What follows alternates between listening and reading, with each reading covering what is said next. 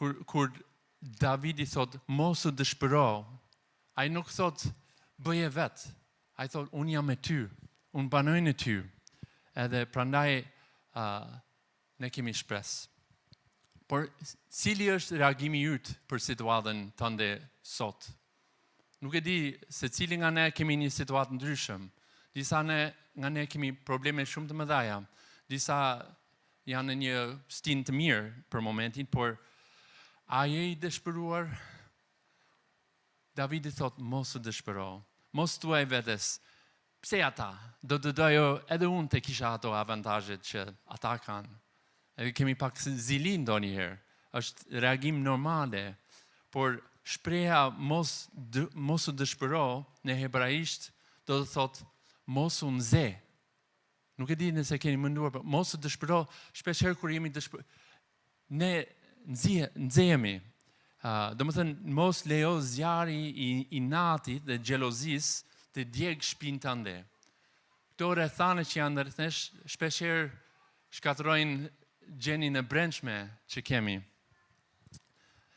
Shkatërron edhe paqen që kemi. Por këtu Davidi thot, ruaj qetësinë, mos u dëshpëro, mos u nxe, sepse Zoti i shikon dhe ai është në kontroll.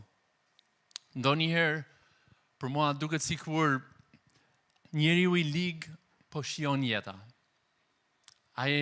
Sikur ai është ulur në një tavolinë edhe ka një banket me lloj-lloj ushqime, po ha, po pi, po kënaqet.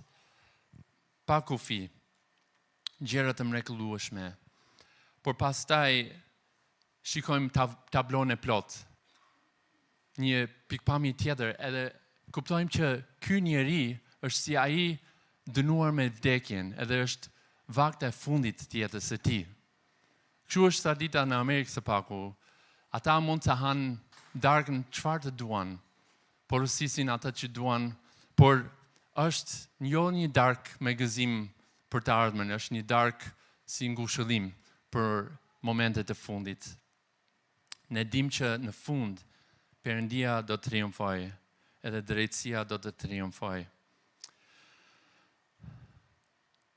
Ku po harxhon ti energjinë tënde emocionale? Miq, fjala e Zotit thot, mos u dëshpëroni. Por si do të arrijmë këtë? Si do të bëjmë këtë? Duke shtrenguar dhëmbët? Jo.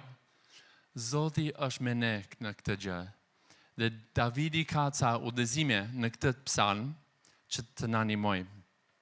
Antidoti i ankthit dhe të hidhërimit nuk është të kuptosh gjithçka ose të kesh gjithçka në kontroll.